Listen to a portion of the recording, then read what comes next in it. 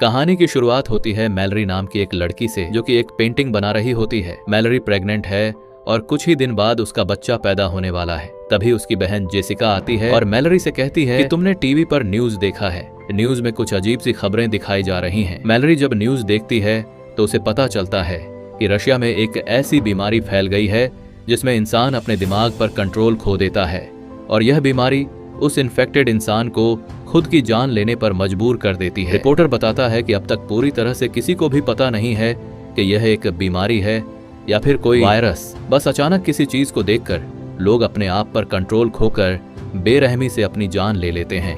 News में बताया जाता है कि यह बीमारी लाखों लोगों में फैल गई है और अब यह बीमारी रशिया से दूसरी कंट्रीज में भी फैल रही है। लेकिन मैलरी इस न्यूज को इग्नोर करके जेसिका के साथ अपनी प्रेगनेंसी चेकअप के लिए हॉस्पिटल चली जाती है। लेकिन हॉस्पिटल से निकलते वक्त मैलरी की नजर एक लड़की पर पड़ती है जो अपने सिर को जोर जोर से सामने के शीशे से मार रही होती है। यह देखकर मैलरी घबरा जाती है और जल्दी जाकर जेसिका के साथ कार में बैठ जाती है। मैलरी जेसिका से कहती है कि जल्दी चलो, मुझे लगता है कि रशिया का वो खतरनाक वायरस यहाँ भी पहुंच चुका है। बाहर सड़कों पर लोगों में हलचल मच चुकी थी और लोग खुद को मारने लगे थे। जेसिका जल्दी से गाड़ी स्टार्ट करके तेजी से घर की तरफ गाड़ी को भगाती है, लेकिन अब हालात और बिगड़ते जा रहे थे। सड़क पर बहुत सारे एक्सीडेंट होने लगते हैं। यह देखकर मैलरी बहुत ज्यादा डर जाती है और तभी ड्राइव करते हुए जेसिका कुछ ऐसा देख लेती है जिससे उसकी आंखों का कलर चेंज हो जाता है। एक कार एक दूसरी गाड़ी से टकराकर इनका एक्सीडेंट हो जाता है। लकीली इस एक्सीडेंट में दोनों बच जाती हैं और दोनों गाड़ी से बाहर निकल आती हैं। लेकिन इससे पहले कि मैलरी कुछ समझ पाती, तभी वह देखती है कि उसकी बहन जेसिका एक ट्रक के सामने आकर अपनी जान दे देती है। मैलरी अपनी आंखों के सामने जेसिका की इतनी भयानक मौत देखकर बहुत ज्यादा डर जाती है। लेकिन हालात कुछ ऐसे थे कि उसे अपनी बहन की डेड बॉडी के पास जाने का टाइम भी नहीं मिलता। वह देखती है कि चारों तरफ लोगों में भगदड़ मची हुई है और मैलरी भी उन्हीं लोगों में शामिल होकर आगे की तरफ दौड़ने लगती है। लेकिन पीछे से उसे कोई धक्का देकर नीचे गिरा देता है। तभी एक औरत उसकी मदद करने आती है। लेकिन इससे पहले कि वो मैलरी को उठा पाती, तभी उसे भी सामने कोई चीज दिखाई देती है और वह औरत भी जेसिका की तरह एक जलती हुई कार में बैठकर अपनी जान दे देती है। इसी बीच टॉम नाम का एक बंदा आता है। वो मैलरी को उठाकर पास के घर के अंदर ले आता है। इस घर में पहले से कुछ लोग मौजूद होते हैं और यह लोग भी अचानक से यह सब देखकर बहुत ज्यादा डरे हुए होते हैं। घर के अंदर मौजूद सभी लोग एक दूसरे से पूछते हैं कि आखिर क्या हो रहा है, पर किसी को कुछ पता नहीं होता। इसलिए यह लोग टीवी ऑन करते हैं। न्यूज में बताया जाता है कि बाहर कुछ ऐसी चीज मौजूद है जिसे देखते ही लोग पागल हो जाते हैं और खुद को मारने पर उतर आते हैं। रिपोर्टर बताता है कि यह वायरस पूरी दुनिया में फैल चुका है, इसलिए जो कोई भी इस वायरस से इन्फेक्टेड नहीं हुआ है उसे चाहिए कि वह अपने घर की सारी खिड़की दरवाजे बंद रखें और घर से बाहर निकलने की गलती बिल्कुल ना करे। ये लोग जल्दी से घर की सभी खिड़कियां बंद कर देते हैं और साथ ही साथ खिड़कियों के शीशे भी पेपर से ढक देते हैं ताकि बाहर मौजूद उस राक्षस की नजर अंदर इन पर ना पड़ सके। इसी तरह से 3 दिन बीत जाते हैं, लेकिन अभी तक किसी को समझ नहीं आता कि यह सब क्या हो रहा है। यह सभी लोग घर में परेशान बैठे होते हैं। तभी बाहर से दरवाजे पर नॉक होता है। एक लड़की जो रो रो कर इनसे रिक्वेस्ट करती है कि प्लीज दरवाजा खोलो। टॉम उस लड़की के लिए दरवाजा खोलने जाता है, पर डगलस उसे दरवाजा खोलने से मना करता है क्योंकि उसे डर था कि कहीं यह लड़की इन्फेक्टेड ना हो। लेकिन यहाँ मैलरी डगलस पर बंदूक तान देती है और टॉम को उस लड़की के लिए दरवाजा खोलने को कहती है। टॉम उसके लिए दरवाजा खोल देता है और वो लड़की अंदर आ जाती है। उस लड़की का नाम ओलंपिया है और ओलंपिया भी प्रेग्नेंट थी। ओलंपिया से जब पूछा जाता है कि तुम अपनी आंखों पर पट्टी लगाकर यहाँ तक कैसे पहुंची, तब ओलंपिया बताती है कि उसका खाना खत्म हो गया था, इसीलिए वह एक एक करके हर एक घर का दरवाजा नॉक करते हुए यहाँ तक पहुंच गई। ये सुनकर डगलस कहता है कि हम सबका भी भूख से बुरा हाल हो गया है क्योंकि यह लोग भी पिछले 7 दिनों से इसी घर में फंसे हुए हैं। इसलिए यह लोग सोचते हैं कि बाहर से खाना कैसे लाया जाए। हालांकि घर से कुछ ही दूर एक सुपरमार्केट है, लेकिन वहां तक बिना देखे पहुंचना एक बड़ा चैलेंज था। तब इस घर का मालिक कहता है कि घर के बाहर सीसीटीवी कैमरास लगे हुए हैं। अगर हम सीसीटीवी कैमरा के जरिए उन मॉन्स्टर्स का लोकेशन पता लगा लें तो हम उन मॉन्स्टर्स से छिपकर सुपरमार्केट तक पहुंच सकते हैं। और घर का मालिक कहता है कि मुझे नहीं लगता कि इस मॉन्स्टर को स्क्रीन पर भी देखने से इंसान इन्फेक्टेड हो सकता है। जीपीएस का यूज करके कार के जरिए उस मार्केट तक पहुंचेंगे, जिसके बाद यह लोग कार के शीशे पेंट से ढक देते हैं ताकि यह लोग ना ही बाहर का नजारा देख सकें और ना ही बाहर से कोई उन्हें अंदर देख सके। जिसके बाद 5 लोग जीपीएस की मदद से गाड़ी लेकर बाहर निकलते हैं और धीरे धीरे बिना आगे की सड़क नजर आए जीपीएस की मदद से आगे बढ़ते हैं। यहाँ हम देखते हैं कि पूरा शहर वीरान हो चुका है। चारों तरफ सड़क लाशों से भरी पड़ी है। कुछ दूर आगे जाने के बाद कार तेजी से वाइब्रेट करने लगती है। कार के सेंसर्स से पता चलता है कि कार को चारों तरफ से उन मॉन्स्टर्स ने घेर लिया है। लेकिन टॉम हार नहीं मानता और गाड़ी को आगे बढ़ाता है और जैसे तैसे करके यह लोग स्टोर तक पहुंच जाते हैं, जहां पर यह लोग अपनी आंखों पर पट्टी बांधकर कार से उतरते हैं और स्टोर के अंदर पहुंच जाते हैं। अंदर आकर यह लोग सबसे पहले खिड़की दरवाजे बंद करते हैं और फिर यह लोग अपनी आंखों से पट्टियां उतार देते हैं। स्टोर में खाने पीने और जरूरत की तमाम चीजें मौजूद थी, जिसे देखकर वे सभी बहुत खुश होते हैं और हर एक बंदा जितना हो सके उतना राशन इकट्ठा कर लेता है। यहाँ हम मैलरी और टॉम को देखते हैं जो एक दूसरे से बातें कर रहे होते हैं। टॉम एक अच्छा इंसान था और टॉम ने मैलरी की जान भी बचाई थी। उनकी बातों से हमें पता चलता है कि यह एक दूसरे को पसंद करने लगे हैं। इसके बाद यह दोनों भी खुद के लिए जरूरत की चीजें ढूंढने लगते हैं। मैलरी को एक पिंजरे में 3 बर्ड्स मिलते हैं जिन्हें वह अपने साथ रख लेती है और तभी स्टोर का दरवाजा कोई नॉक करता है, लेकिन यह लोग डर के मारे उस आदमी के लिए दरवाजा नहीं खोलते। तब वह आदमी रो रो कर रिक्वेस्ट करता है कि प्लीज दरवाजा खोल दो। अब इन लोगों को उस आदमी पर तरस भी आता है और उन्हें डर भी था कि कहीं यह आदमी इन्फेक्टेड ना हो, इसलिए यह लोग पहले से उस आदमी के लिए दरवाजे पर तैयार खड़े हो जाते हैं ताकि उन्हें अगर उस आदमी पर जरा सा भी शक हो कि यह इन्फेक्टेड है तो उसे मार देंगे। यह लोग जैसे ही उसके लिए दरवाजा खोलते हैं, वह आदमी जबरदस्ती घुसने लगता है और कहता है कि यह मॉन्स्टर्स बहुत ही खूबसूरत हैं, तुम सभी को इसे देखना चाहिए। ये सुनकर यह लोग समझ जाते हैं कि यह आदमी भी इन्फेक्टेड है। अब उनके पास उस आदमी को बाहर निकालने का कोई रास्ता नहीं था, इसलिए चार्ली सबको बचाने के लिए उस आदमी को जोर से धक्का देकर बाहर धकेल देता है और खुद भी उसके साथ बाहर चला जाता है। बाहर वह बंदा चार्ली को बुरी तरह से मार देता है और चार्ली ने अपने साथियों की जान बचाने के लिए अपनी जान दे दी। यहाँ मैलरी नोट करती है कि जब वो मॉन्स्टर्स करीब हो तो बर्ड्स शोर करने लगते हैं और अब यह बर्ड्स उनके लिए एक बड़ा सहारा बनेंगे। उसके बाद बाकी बचे 4 लोग राशन लेकर वापस लौट आते हैं और उन सबको चार्ली की मौत का बहुत दुख था। अब रात हो जाती है और हम देखते हैं कि सभी लोग अपने अपने रूम में चले गए हैं और तभी बाहर दरवाजे पर कोई नॉक करता है। ओलंपिया को जब पता चलता है कि बाहर दरवाजे पर कोई है तो वह बिना सोचे समझे उस आदमी को घर के अंदर ले आती है, लेकिन तभी मैलरी उसे देख लेती है और उसे गन से शूट करने की धमकी देती है। यहाँ पर घर के बाकी लोग भी कमरों से बाहर निकल आते हैं और एक अनजान आदमी को देखकर यह लोग डर जाते हैं और ओलंपिया पर चिल्लाने लगते हैं कि तुमने इस आदमी को अंदर क्यों लाया। ओलंपिया कहती है कि मैं अकेले बाहर रह चुकी हूँ, मुझे पता है कि अकेले बाहर रहना कितना मुश्किल है, इसीलिए मुझे इस आदमी पर तरस आकर मैंने उसे अंदर लाया। और यहाँ यह आदमी जिसका नाम गैरी है वह बताता है कि प्लीज मुझे घर से बाहर मत निकालो। वो कहता है कि मेरे घर में कुछ साइको लोग घुस आए थे जिन्होंने मेरे दोस्तों की आंखें जबरदस्ती खोल दी और उन्हें उस शैतान को दिखा दिया, जिसे देखते ही मेरे सारे दोस्तों ने सुसाइड कर लिया, पर मैं किसी तरह बचकर भागते भागते यहाँ तक पहुँच गया। यहाँ हमें पता चलता है कि जो कोई भी उस शैतान को देख लेता है तो वह शैतान उस इंसान को कुछ ऐसा दिखाता है जिससे वह बहुत ज्यादा डर जाता है। यानी यह शैतान उस इंसान को उसकी जिंदगी का सबसे बड़ा दुख या फिर नुकसान दिखाता है। यह दुख इतना गहरा होता है कि वह सह नहीं पाता और अचानक बहुत ही ज्यादा डिप्रेशन में जाकर वो इंसान खुद को मार देता है। यहाँ गैरी कुछ और बातें भी बताता है। वह कहता है कि उन साइको लोगों की आंखों पर पट्टी नहीं थी, बल्कि वह उस शैतान को देखकर खुश हो रहे थे। गैरी की यह बातें सुनकर हमें पता चलता है कि वो शैतान उस इंसान को नहीं मार पाता जो अपनी जिंदगी में पहले से बहुत ज्यादा दुखी होता है, क्योंकि वह पहले से ही अंदर से टूटा हुआ होता है। इसीलिए वह इंसान जो पहले से अपनी जिंदगी डिप्रेशन में गुजार रहा हो उस पर शैतान की इस चाल का ज्यादा असर नहीं होता।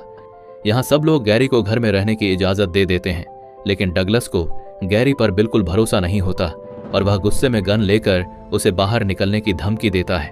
पर तभी पीछे से शर्ला आकर डगलस को सर पर किसी चीज से मारकर बेहोश कर देती है। उसके बाद अगले दिन अचानक मैलरी और ओलंपिया दोनों को एक साथ लेबर पेन शुरू हो जाते हैं। टॉम और शर्ला उनकी मदद करते हुए दोनों को ऊपर के कमरे में ले जाते हैं, लेकिन गैरी नीचे ही रहता है और उसकी हरकतें भी कुछ अजीब सी होने लगती हैं। वो शैतान की ढेर सारी तस्वीरें निकालकर टेबल पर रख देता है और उसकी आंखें देखकर हमें पता चलता है कि गैरी भी शैतान के कंट्रोल में है। इसी बीच मैलरी और ओलंपिया अपने बच्चों को जन्म देती हैं। ओलंपिया को एक बेटी होती है और मैलरी को एक बेटा, लेकिन नीचे पिंजरे में बंद पंछी शोर करने लगते हैं, जिसे गैरी तंग होकर पिंजरे को उठाकर फ्रिज में बंद कर देता है और खिड़कियों पर लगे पेपर्स को उतार देता है। तभी डगलिस उसकी हरकतें देखकर समझ जाता है कि वह भी शैतान का एक पपेट है, जो शैतान को देखकर मरते नहीं बल्कि शैतान के कहने पर दूसरों की जान लेते हैं। डगलस चिल्लाकर बोलता है कि मैंने कहा था कि इस बंदे को घर से निकाल दो। डगलस की आवाज सुनकर टॉम नीचे आता है, लेकिन तभी गैरी पीछे से आकर टॉम के सिर पर वार करके उसे बेहोश कर देता है। इसके बाद गैरी डगलस से भी छुटकारा पाने के लिए उसकी तरफ बढ़ता है, लेकिन तभी उसके कानों में बच्चों की आवाजें आती हैं। इसलिए वह डगलस को छोड़कर ऊपर ओलंपिया और मैलरी के कमरे में जाता है, जहां वो खिड़कियों पर लगे सभी पेपर्स को हटा देता है और जैसे ही ओलंपिया बाहर देखती है वो शैतान के वश में आ जाती है। अब मैलरी को समझ आ जाता है कि ओलंपिया अब किसी तरह से खुद को मार कर ही रहेगी, इसलिए वो ओलंपिया से उसकी बेटी छीन लेती है और तभी ओलंपिया खिड़की से कूदकर अपनी जान दे देती है। उसके बाद गैरी शर्ला को पकड़कर जबरदस्ती उसकी आंखें खोल देता है और वह भी इन्फेक्टेड होकर खुद को खत्म कर लेती है।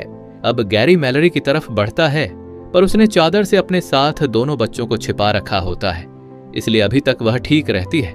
पर गैरी उसे चादर छीनकर बाहर देखने के लिए उकसाने लगता है, लेकिन तभी वहां डगलस बंदूक लेकर पहुंचता है और अपनी आंखें बंद करके गैरी को शूट करने की कोशिश करता है। पर गैरी को पता होता है कि डगलस को नजर नहीं आ रहा, इसलिए वह मौके का फायदा उठाते हुए दौड़कर डगलस को अपने साथ ऊपर के फ्लोर से नीचे ग्राउंड फ्लोर पर गिरा देता है।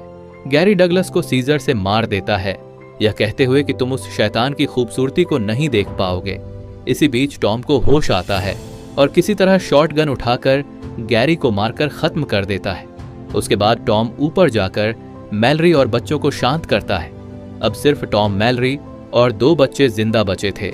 इसके बाद 5 साल के बाद का सीन दिखाया जाता है, जहां मैलरी और टॉम अब रिलेशनशिप में हैं और बच्चे भी बड़े हो चुके हैं, लेकिन खतरा अभी तक टला नहीं। बाहर अभी भी शैतान के कंट्रोल में लोग घूम रहे थे और वो नॉर्मल इंसानों को पकड़कर मार डालते थे। यह लोग पिछले 5 सालों से इसी तरह से चुपचाप जिंदगी गुजार रहे हैं। मैलरी ने बच्चों को इस मुश्किल स्थिति में सरवाइव करने के सभी तरीके सिखा दिए थे। यहाँ आप लोगों को भी पता चल चुका होगा कि जो लड़का है वो मैलरी का अपना बेटा है, लेकिन यह लड़की मैलरी की बेटी नहीं, बल्कि यह लड़की ओलंपिया की बेटी है, जो मरने से पहले ओलंपिया ने मैलरी के हवाले कर दी थी। एक दिन रेडियो से आवाज आती है, जिसमें रिक नाम का एक आदमी बताता है कि हम जहां पर हैं यह जगह पूरी तरह से सेफ है। यहाँ पर हमारी एक कॉलोनी है। इस कॉलोनी में खाने पीने और जरूरत की तमाम फैसिलिटीज मौजूद हैं। वो आदमी बताता है कि अगर तुम लोग यहाँ आना चाहते हो तो नदी के बहाव के साथ आओ।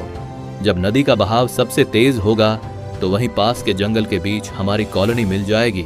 वहाँ बहुत सारे बर्ड्स हैं जिनकी आवाज सुनकर तुम हमें ढूंढ सकते हो।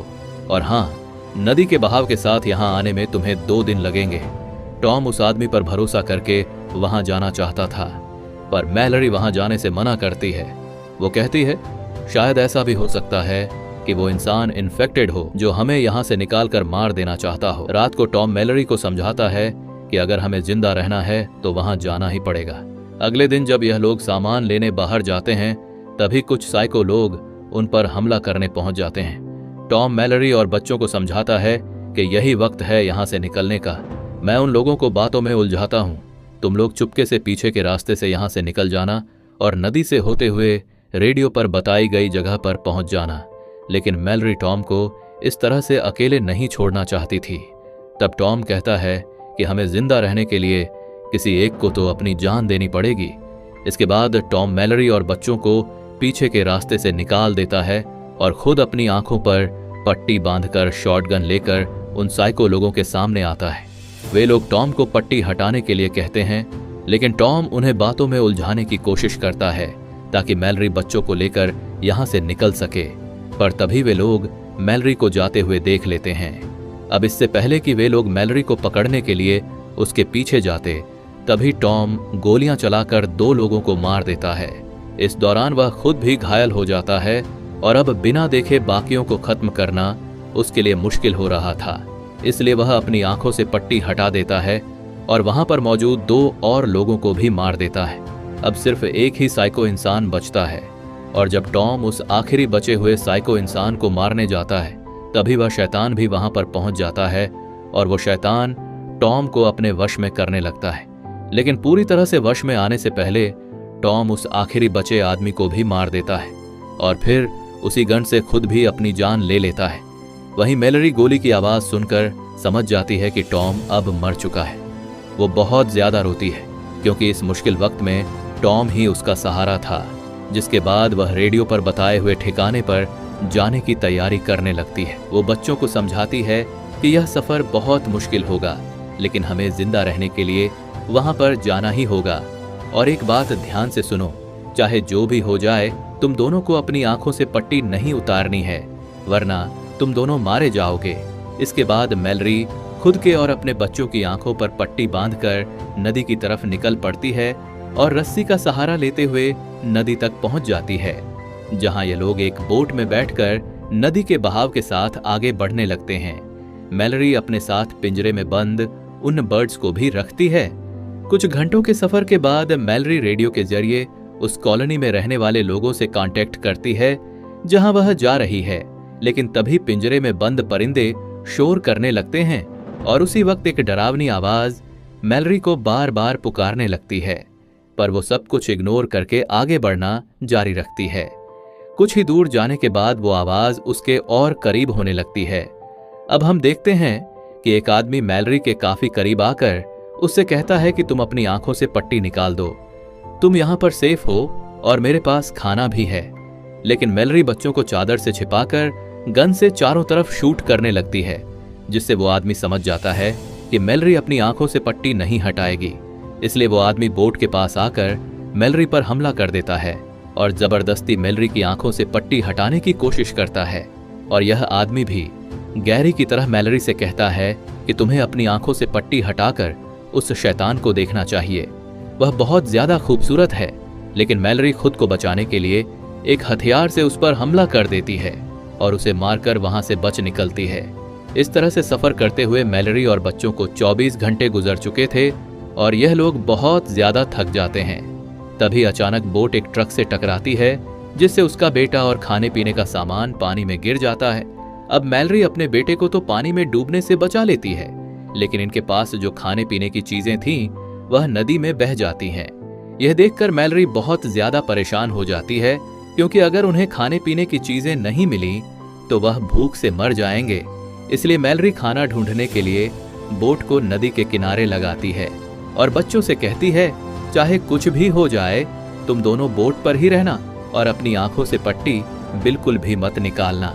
इसके बाद वह बोट से एक रस्सी बांधकर खाने पीने की चीजें ढूंढते हुए जंगल के बीच एक घर में पहुंचती है और वहां उसे कुछ खाने पीने की चीजें मिल भी जाती हैं। लेकिन सामान लेकर जब वह वापस लौटने वाली होती है, तभी वह शैतान उसके पीछे पड़ जाते हैं। मैलरी गोलियां चलाते हुए तेजी से वहां से भागती है।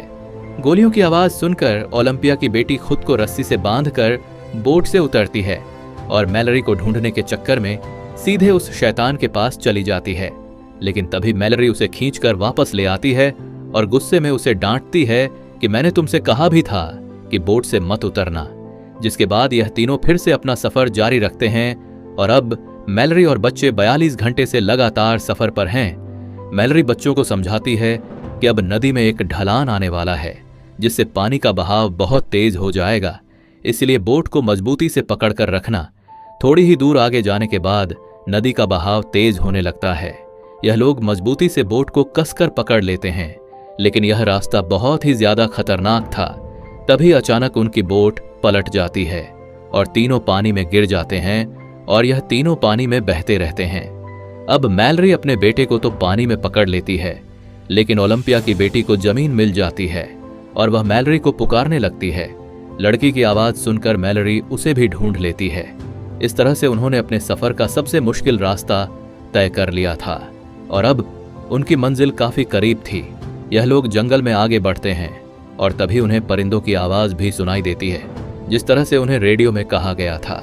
यह लोग परिंदों की आवाज का पीछा करते हुए उसी डायरेक्शन में जाते हैं, लेकिन तभी वह शैतान भी वहां पहुंच जाता है और उनका पीछा करने लगता है। वह शैतान उन्हें अपनी आंखों से पट्टी हटाने के लिए बहकाने की कोशिश करता है, लेकिन मैलरी बच्चों से कहती है कि आवाज पर ध्यान मत दो और आगे बढ़ते रहो। आगे बढ़ते दौरान अचानक मैलरी नीचे गड्ढे में गिर जाती है और बेहोश हो जाती है। बच्चे भी परेशान हो जाते हैं कि मैलरी कहाँ गई। वे लोग मैलरी को यहाँ वहां ढूंढने लगते हैं और मौके का फायदा उठाते हुए वो शैतान मैलरी की आवाज में बच्चों से पट्टी उतारने को कहता है। नासमझ बच्चे शैतान को मैलरी समझकर अपनी आंखों से पट्टी उतारने लगते हैं, पर तभी सही समय पर मैलरी होश में आ जाती है और जोर से चिल्लाकर बच्चों को पट्टी उतारने से रोक लेती है और उनकी आवाज को फॉलो करते हुए बच्चों के पास आ जाती है। जिसके बाद मैलरी उन्हें लेकर बर्ड्स की आवाज सुनते हुए भागना शुरू करती है, क्योंकि इस बीच वो शैतान बिल्कुल उनके पीछे पड़ा हुआ था और हर एक संभव कोशिश करके इन लोगों को कॉलोनी में एंटर होने से रोकने की कोशिश कर रहा था। पर यह लोग शैतान को इग्नोर करके फाइनली उस जगह तक पहुंच जाते हैं और मैलरी जल्दी दरवाजा खोलने के लिए इन लोगों से रिक्वेस्ट करती है। वो लोग उन्हें अंदर ले आते हैं और सबसे पहले उनकी आंखें चेक करके कंफर्म किया जाता है कि वह इन्फेक्टेड हैं या नहीं। जब उन्हें पता चलता है कि यह तीनों इन्फेक्टेड नहीं है, तो वह लोग उन तीनों को कॉलोनी के अंदर ले आते हैं। मैलरी अपनी पट्टी हटाकर देखती है कि यह एक ब्लाइंड स्कूल है, जहां ज्यादातर लोग देख नहीं सकते और इसलिए वो शैतान उनका कुछ नहीं बिगाड़ सकता।